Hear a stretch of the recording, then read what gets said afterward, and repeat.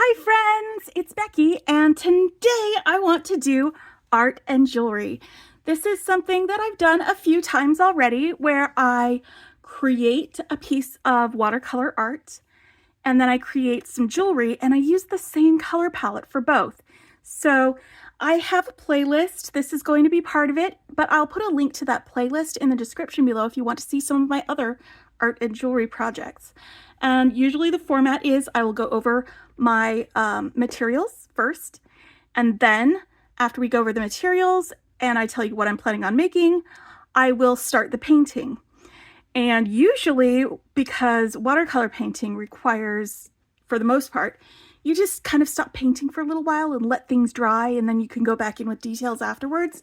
Usually I use that time to make a piece of jewelry that is reminiscent or inspired by or inspired my painting with one of the monthly bead boxes that was the inspiring source. But this painting that I'm going to be doing here is kind of a loose painting, so there isn't any drying time involved. So I'm still going to paint first, and we're going to let that dry while I make a necklace. But then once I'm done with the necklace, we'll just look at both of the things that I made and admire them and be happy with our day. So that's how it's going to go, just letting you know before we get started what to expect. And so the box that I'm going to be designing with is the first March Curated Bead box. We got it, yes, in February, but it was at the end of February. And I also had to wait for them to replace some of my broken beads before I could. These were the broken ones. And because they're like kind of half domed, a lot of them, I think they might go really well in like some sculptural sort of things where you might have that flat part of it sitting against, I don't know, something. I can do things with some of these. That's why I haven't tossed them yet. But I did get a replacement for these broken beads, and now I am ready to be able to create with them. And you can see the color palette here is we have like 3 different blues. We've got our dark blues, and we've got a kind of a bright blue, and we've got kind of a turquoisey blue. And then we've got several greens. We've got like earthy greens. And then we have bright, vibrant greens. And so I have some paints here that I'm going to be using for that. And I've chosen some of the colors from there. They're Roman Schmal paints.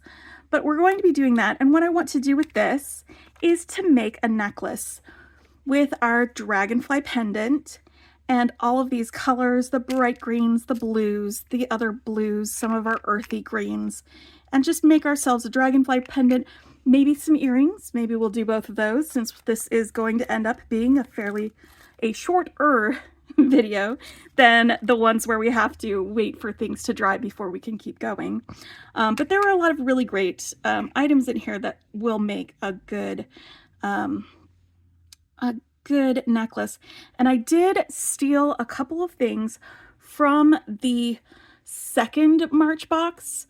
The March box that I'm just pretending didn't actually show up. This is the one true March box. I am pulling out these because I think that they will look great and go with the dragonfly theme. So I pulled those out, and when we get ready to make with this, we will do so. When I do actually do my bead stringing, I'm going to do it on this lapis colored soft flex wire. There is beading wire that comes in the Finding Circuit, so if you don't have the soft flex, you can still make a necklace like this. I just really like this beading wire a lot, and this color is going to go really well with this theme. I also am going to be using some crimps instead of the crimps that come in here because I love using my magical crimper to do my crimping. It is my favorite way of crimping, and so I'll be using that tool. I will also be cutting my wires with my wire cutters, and I'll be opening and closing jump rings using my chain nose pliers. So these are the tools that I'm going to be using for that. I am also going to be adding some little daisy spacers. These are just daisy spacers that I have in my stash, and I have some in this antique gold color that will go really well with some of these other spacers, these long beads, and just bring everything together a little bit better. So I'm going to be using those for the jewelry. Let me move this box and this bead board out of the way, and we'll go over our paint supplies. And I'll do a couple of swatches so you can see those colors before we start actually painting.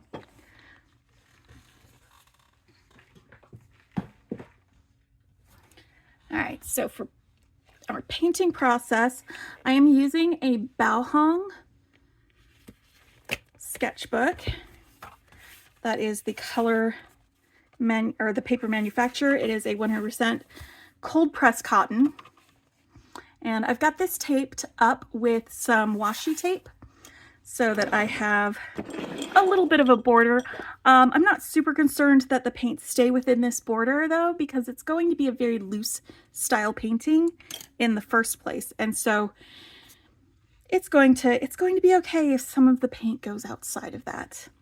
For the colors that I'm going to be using, and here's where we're going to, let me just make this a little bit flatter for now. So we've got some of these Roman Schmal colors, and they're going to be both coming out of both of these palettes that I have. One of these is the Adam Papke palette, and then the other one is the Artur Precipis palette. So one of the colors that we're definitely going to be using is this Aquarius green, because it is a nice earthy green.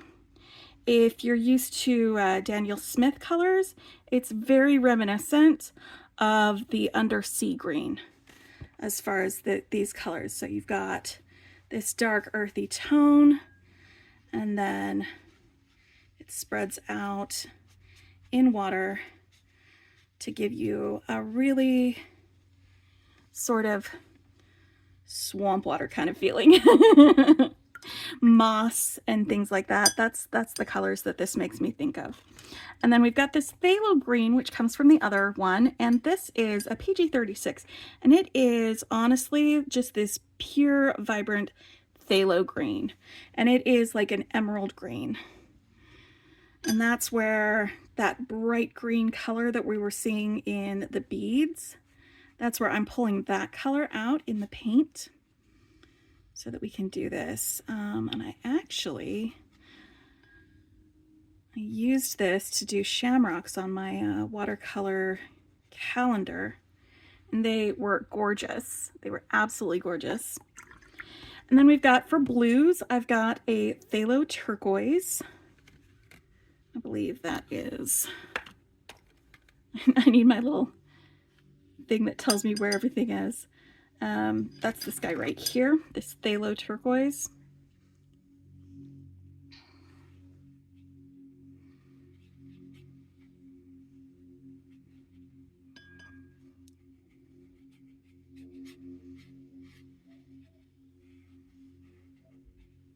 I'm just using a round 6 Princeton Heritage brush, by the way.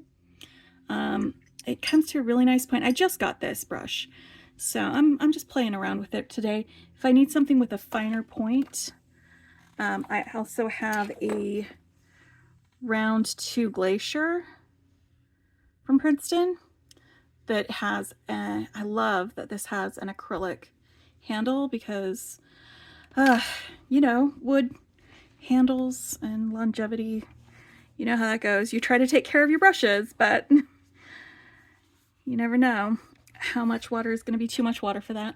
All right, and the next is this cobalt blue, and the cobalt blue comes from over here, and this is our very, it's not necessarily a moody blue. I could have probably grabbed the Prussian blue, but I think this will give us more of that true blue color that we saw with those beads. I thought about adding green gold to it, but I think these colors will be sufficient, especially since it's going to be a really loose style painting, and it's just going to have a couple of dragonflies and some foliage. That's what I am making today. And then next to that cobalt blue, we're also got some precipitous gray, and precipitous gray is like, it's like if Payne's gray like actually developed a personality, because it has a lot of like kind of purpley and blue undertones.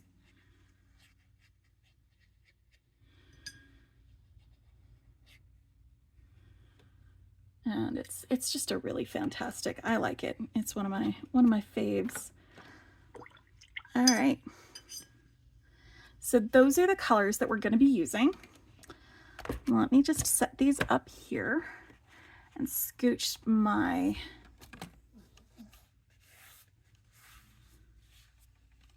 all right. So, like I said, this is going to be a very loose style painting. So I'm just going to grab a little bit of this phthalo turquoise onto my brush. And I'm going to do, how do I want my dragonflies to go? Let's do our one down here. Just going to dot a little head for my guy with that phthalo turquoise. I'm going to do sort of half and half with the precipitous gray. And these colors are going to blend a little bit. And some of this cobalt blue as well. Right here for the body of my little dragonfly. And then if you've ever seen dragonflies, they have these little segments for their tail that go down away from their body. And I'm just doing little dots. And I guess making them bigger dots up here with more of that phthalo blue there. So let's do, or phthalo turquoise. So let's do some of the cobalt actually for this one. Let's make a little head for our dragonfly up here. Phthalo turquoise for the body. A little bit of precipitous gray. And I'm not doing any color mixing in a palette. I'm just putting it right onto the paper and letting the paint kind of like go where it wants to go and do what it wants to do. And that's part of like the loose style, is that you kind of just let it do its own little things. All right, so now I've got my little dots for my segments. I'm going to rinse off the water from my brush, and I'm going to just drag just with some water, and it picks up that paint and takes it with it away from the center of my dragonfly. I could even start from out here. And then when it touches the body, that color just flows right into that wing. These are really fun. I love doing these as quick sketches in my watercolor sketchbook, making some dragonflies like this. I'm going to scooch a little bit closer so you can see more of a close-up for this one.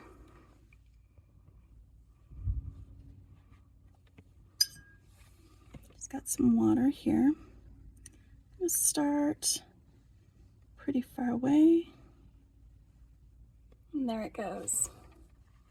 All the way into that wing. Let's do another one. We'll start at that one and drag it out.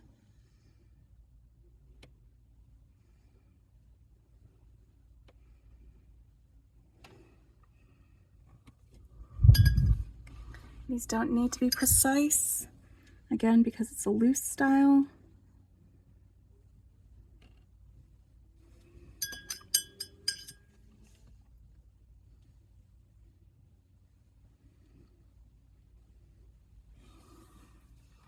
All right. And those are my dragonflies. Now comes the fun part.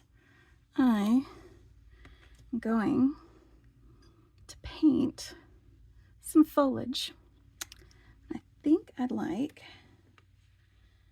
to start with some brighter leaves, and actually maybe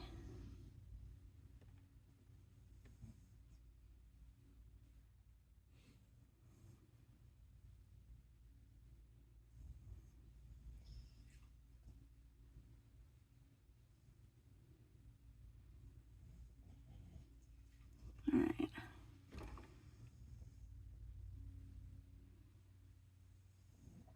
This is going to mix a little bit in to our dragonfly, and that is perfectly fine.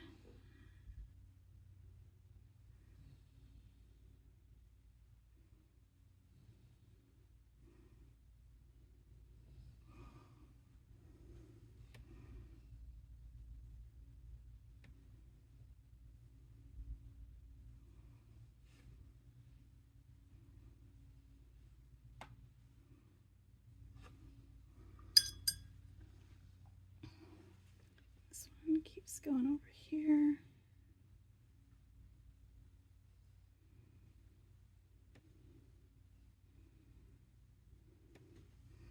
Again, loose style. Doesn't have to be perfect.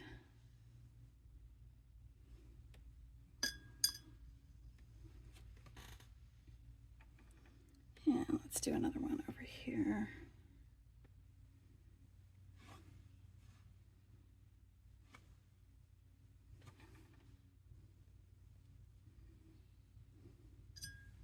This might be where I need to pick up my... No, I'm just going to keep doing it with the same brush I've been doing it with.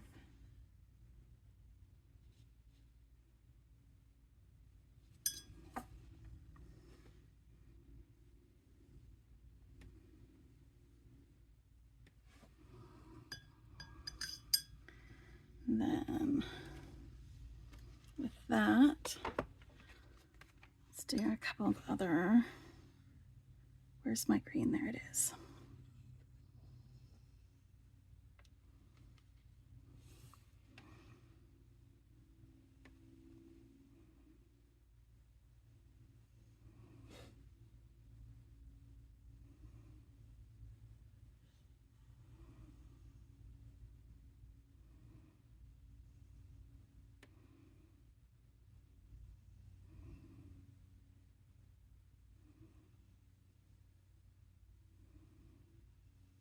That was a big splotch, but I can clean it up just a little bit.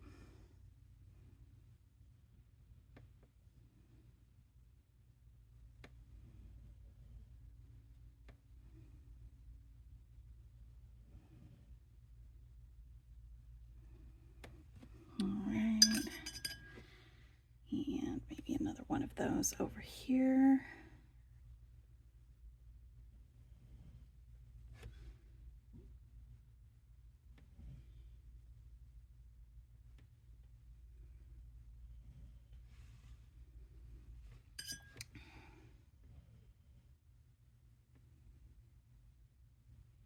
Now we get a little bit of green in that wing, and that's fine.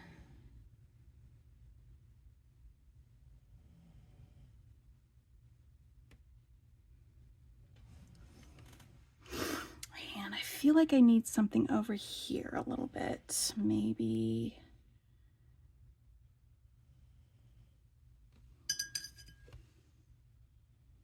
I will use some green gold after all. Nope.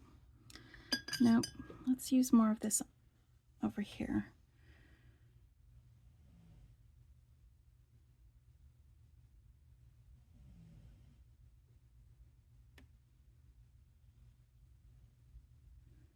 Yeah, just some more of this plant.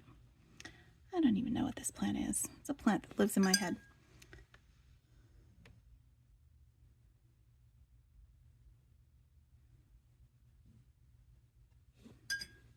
All right.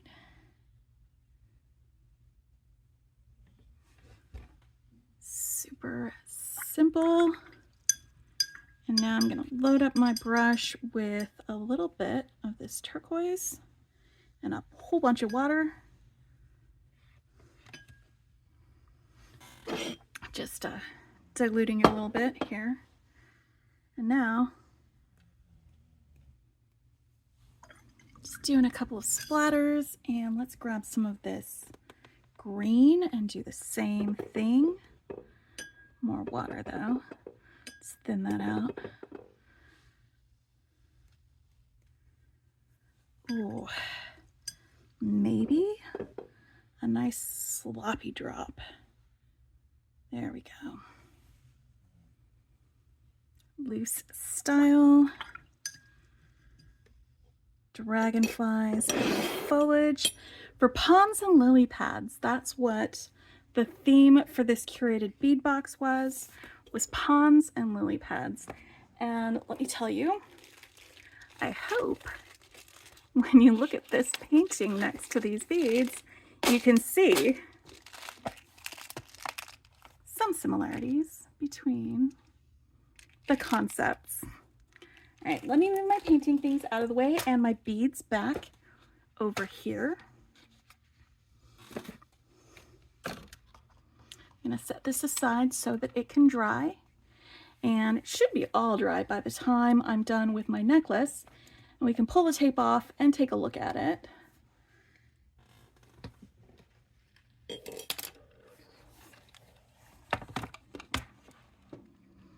That was a lot of fun.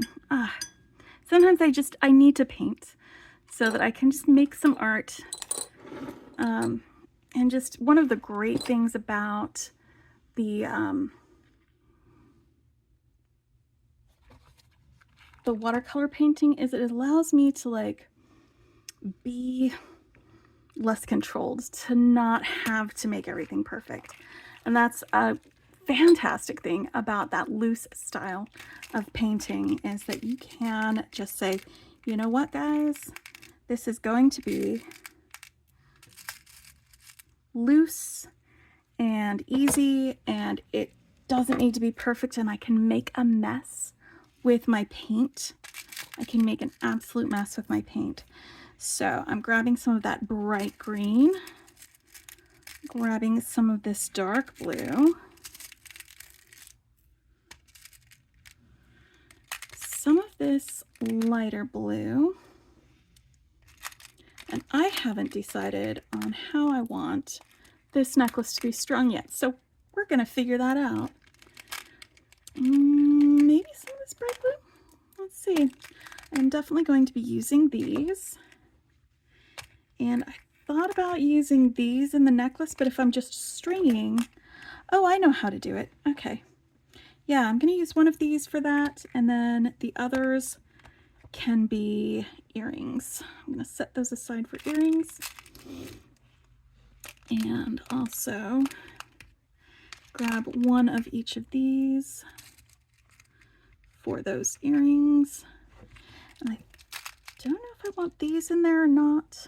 Definitely those, 1, 2, 3, and probably these guys. Yep. Yeah, I think this is going to work.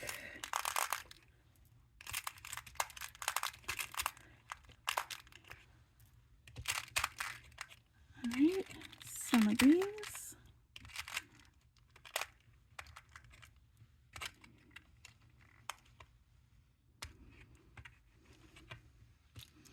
All right. Here we go.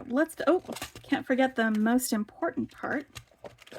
This guy. All right, so what we're going to do is I'm going to use this in the focal. Instead of doing a jump ring to loop it through, I'm going to attach this to my little dangle here. And then when we string, we'll just string through this loop to attach it onto here. So let's go ahead and open this guy up. This should swing open, because these are simple loops. There we go. That end. Nope. There we go. That's the one. And swinging open. And putting this guy on there. Oh, come on, Herbert. His name is Herbert, by the way.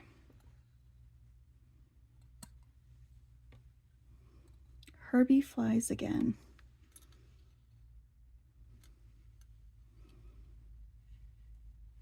All right, here we go. That's good.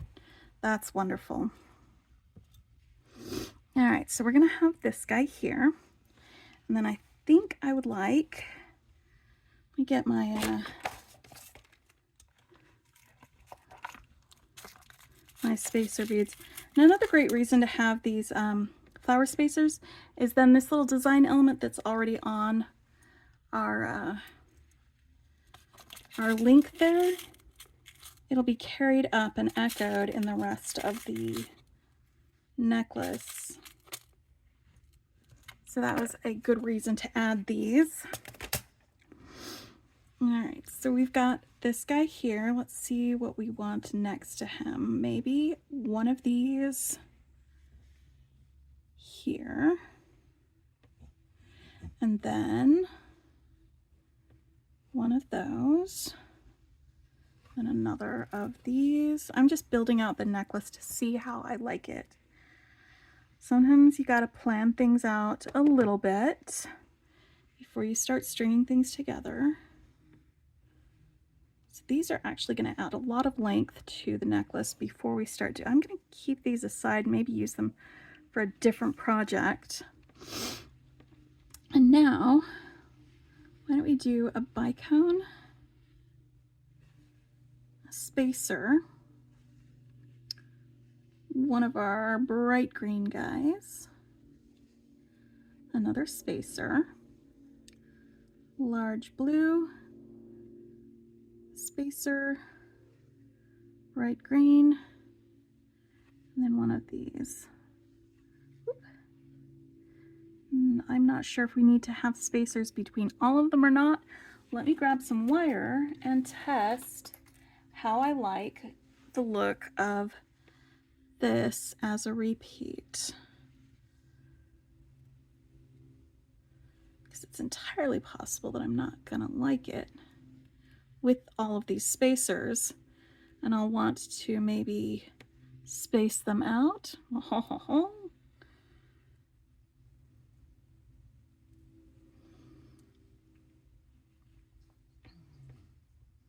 Maybe just have them around the bicones, something like that.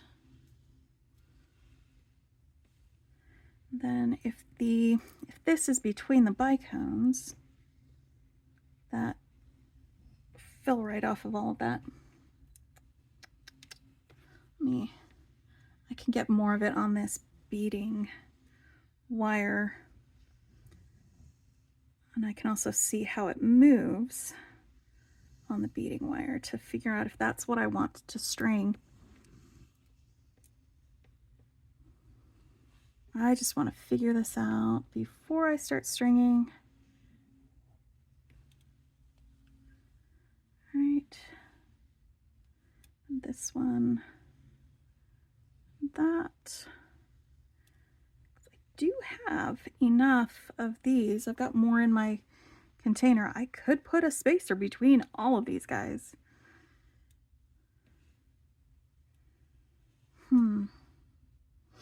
Actually, maybe no spacer between these two. Maybe one between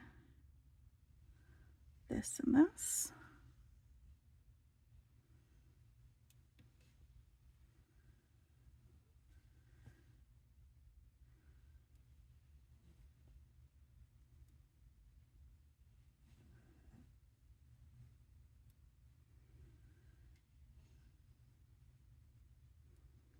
This is just testing out how I like these as far as like the stringing pattern goes. Okay, so this end over here has a spacer between the green one and the bicone, but these two do not, and I think I actually like the way it looks without that spacer between those bicones. So yeah, I think that's how I'm gonna do it. All right. So let's see, I think 4 repeats, 1, 2, 3, 4 on this side, and then 4 on this side. That should be enough length. I can check it.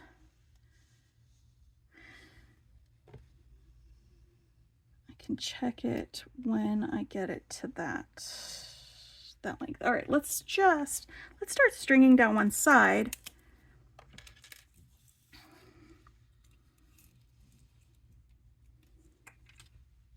I'm not going to go from the middle out because I'm just going to start from the end. I think we're going to just start from the end. This guy's going to be next to where we have our crimps and closures. All right, so now I've got that one. Let's go here.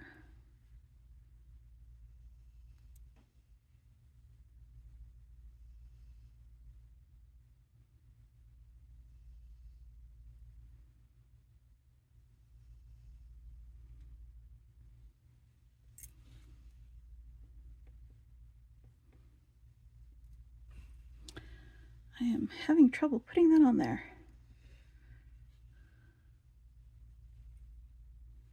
Yeah, I think the spacers around the larger beads, that works for me, but not between the smaller beads.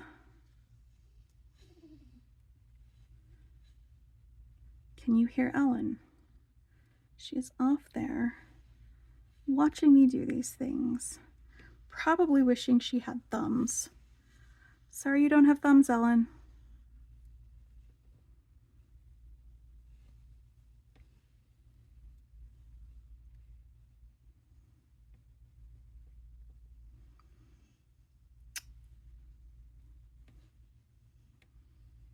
I forgot what comes next.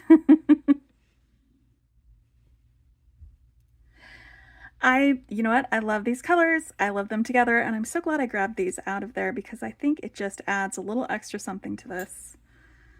I love these colors together. I'm so happy I did this.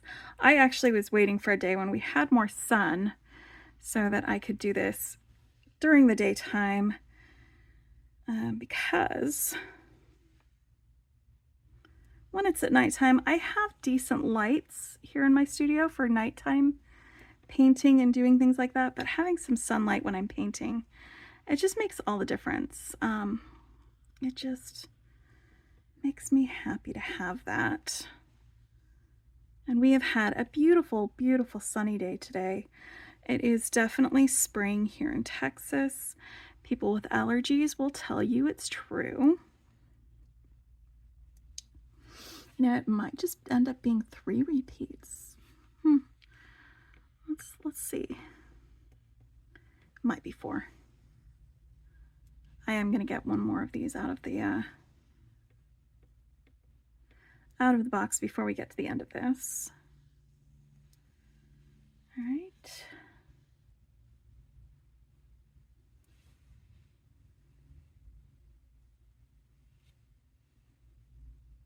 Two, three. You know what I'm going to do? I am going to start stringing this on because I can always add more to the other end if I need to, if it's not long enough. So let's go with this and start adding these beads to our design, because that is one side of the necklace. We're going to go through here.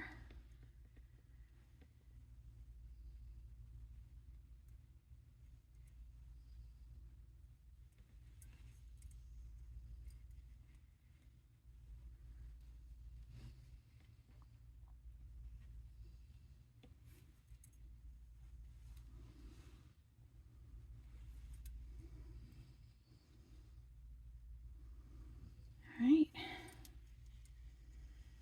And here's where I do my repeats again.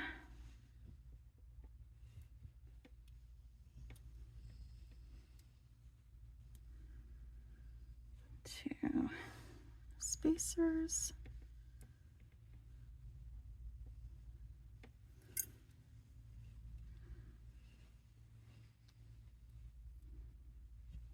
But anyway, I guess the really good thing about them doing 2 March boxes is that we're going to be getting an April box in a little bit, and hopefully it will be full of some really, really delicious things. If you're not familiar with the Curated Bead box, it is a subscription box that you can get some beads in, and we got some gemstones as well as the normal glass beads that we usually get. We also got some gemstones, usually get a large focal, some additional spacers, and it comes with a finding starter kit. So if you don't have beading wire and crimps and all of that in your bead stash, you can still make jewelry with it, which makes it a really, really great subscription box for beginning beaders. And it's great for experienced beaders as well because it's a really great stash builder. There's a lot of beads that I have pulled out of some of my old bead boxes to make new things with something else, because you get such a variety of colors and often sizes with these beads. So it's worth it to me too, because it is such an economical box. It does not cost a ton.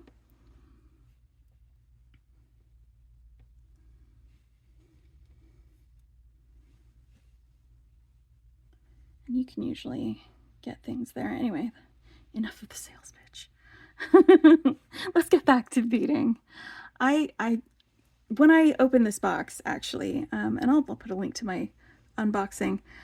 If you were there and you saw it, you saw how much I loved these colors and how peaceful it seemed just to my eyes, just making me want to go somewhere where things were green and verdant and you had the blue skies. And it's just that's why I was so inspired to paint with this color palette. Like immediately when I opened it, I knew exactly what I wanted to do and what I wanted to make. Okay, one more repeat, and then I'm going to check the length. And if I need to do an extra repeat, I can do that on this side and then just cut off enough from here to be able to do the other repeat. All right. What am I doing? That's right. The blue guy. I've already got one of these on there. I know, Ellen, it's silly to do 2 of them at the same time. That's probably not what she's whining about. But sometimes I think she just likes that I try to talk to her about things that are going on in my life, even if she doesn't understand English yet. All right. So here we go. We have both sides, and I do like a shorter necklace, so there are enough beads that you can make it longer if you want it. That is, I think, almost too short. Let me double check.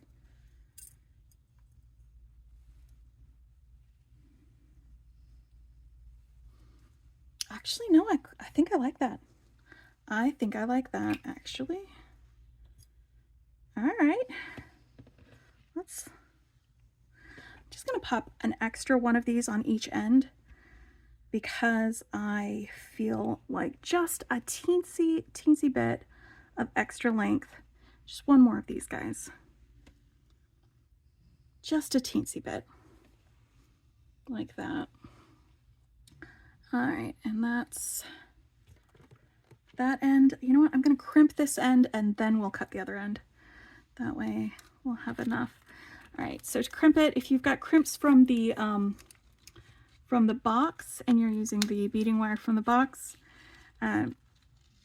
use whatever crimps you've got and however you do it. I prefer magical crimper because it's easier for me, and it's one of the ways that I learned how to do crimping. You know what I didn't do? I didn't pull out my closures. That is silly of me.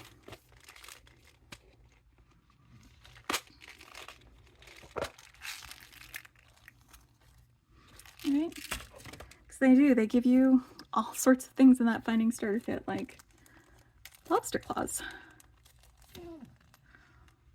You're okay.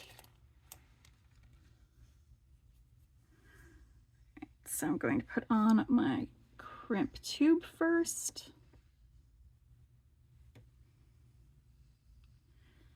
And then my lobster claw. Bend my wire back through my crimp tube and even feed it through some of these beads because their holes are big enough for that. And all that does is it just prevents you from cutting right next to your crimp bead. There's nothing wrong with cutting right next to your crimp bead. But yeah, if you don't have to, why not? All right, so now that I've got a loop the size that I wanted, I'm going to take my magical crimpers, and they have this concavity that when I squish the crimp tube, it's going to flatten out the edges, but not the middle of it. And then when I rotate it and squeeze from different angles, it will smooth out those flattened edges and make it into a nice little crimp ball. And that's the main reason that I love a magical crimper, because when it is that nice round little ball of crimp, I don't have to add a crimp cover or anything like that. And it holds really, really securely. See? Nice round little ball of crimp. That's why I love it. It does take, like any tool that you're not used to, it takes a little bit of getting used to, and you have to practice it a little bit. But once you get it, it's fantastic. All right, there we go. I'm going to go ahead and cut my other wire there.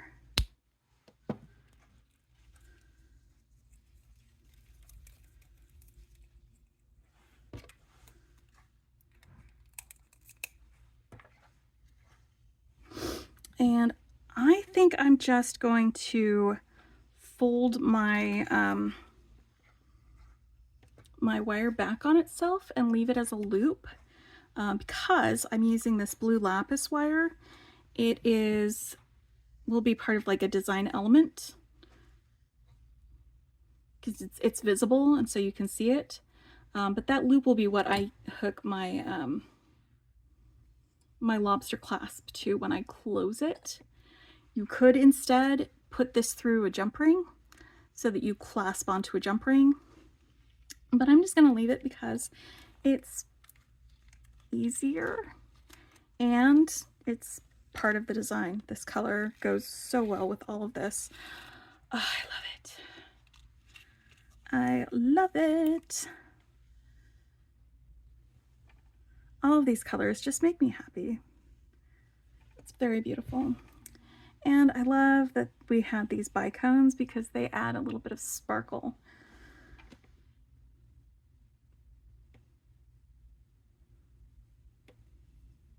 This is a very Dragonfly flavors. All right, so I just looped that back through there without putting the wire through anything. And now that that loop is the size that I want it to be, and I'm just going to bend my necklace to make sure that we are not crimping it too tight so that it's a stiff necklace. I want there to be some movement. I'm going to go ahead and crimp. And you want to make sure you put your crimp in the center of your crimpers. Because it's super easy to mess up your crimp if it's not right there in the center. Super easy. All right. Now I have a necklace. So we have a simple and fairly quick to make necklace. And we had a fairly simple and quick to paint painting for our art and jewelry video. This is probably one of my shortest art and jewelry videos that I've made. But I'm very, very happy with this necklace. Very happy with this design. I think it's beautiful, and I have time. Let's make some earrings to go with it. All right, so we've got these 2 links. What I'm going to do is grab a couple of these and the head pins that came in that box. I'm going to make a couple of drops and attach them here to those links. Super, super easy and quick. I put the head pin down at the bottom so that it's kind of decorative. And I'm going to put on our blue crackle glass and our bicone. And there's another tool that I'm going to use for this. And it is actually, let's use our one-step looper. Yeah, I'm going to use my one-step looper. It is, if you don't have a one-step looper, you could use round nose pliers instead. But I got these recently and they have been actually really great to use. So let's just do a kind of a smaller loop on this one. I'm going to use my 1.5 millimeter one.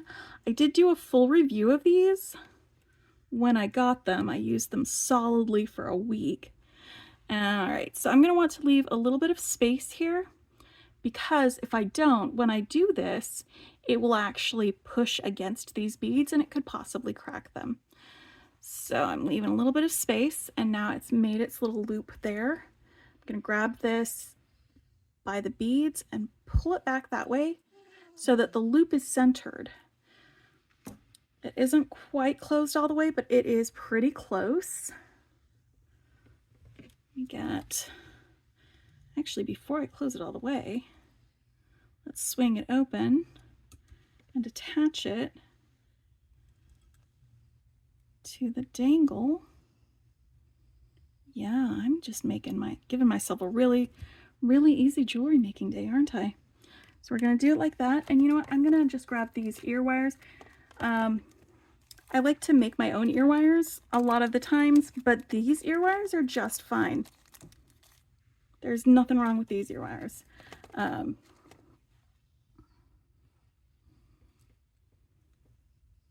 Yeah, this entire thing is just easy peasy. All right, so that was with the one-step looper. Let me just show you with the next one what you would do if you don't have a one-step looper. Just because I don't want this to be the kind of tutorial that you watch and you're like, well, I don't have that tool and I don't know what to do, because I would hate that. So what I'm going to do is, because I want the loop to be centered, and that means that the loop just won't be pointed off to the side, it's going to be right over the middle of this, I'm going to use my chain nose pliers and make a bend above these beads. And then I want to cut some of this wire away because there's too much wire for me to make a loop.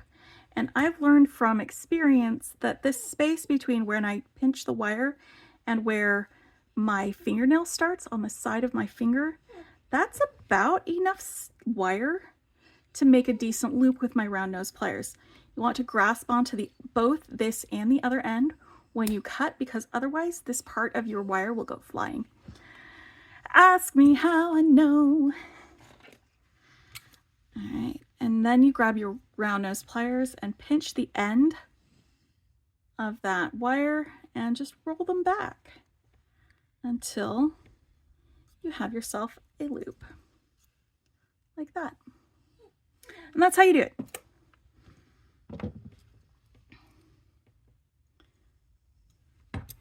I'm going to do the same thing with this earring. Put it on my link. Attach it to my ear wire. And then I'm going to go grab my painting and pull the tape off, and we're going to take a look at it because it is dried by now. and the paint has had time to mingle and do its watercolory thing that watercolors do when it dries. That gives you such fun effects. All right, so now we've got a necklace and some earrings to go with our dragonfly painting for our Ponds and Lilypads box. Oh boy. Well, it looks like a couple of the spots are still a little bit wet, but that's okay because most of it is dry. I'm just gonna take this off. Like I said, I'm totally fine with some of these being out there.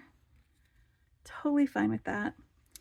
But here we go. We have a painting, which is art we can look at. We can put it on the wall, put it in a sketchbook. And then we have art we can wear. And that is our necklace. Anyway, I hope y'all enjoyed this tutorial and painting session. I hope you all have a wonderful weekend. If you like what you see, hit the subscribe button. Or sorry, if you want to see more, hit the subscribe button. If you like what you see, hit the like button. And I will talk to you later. Happy beading!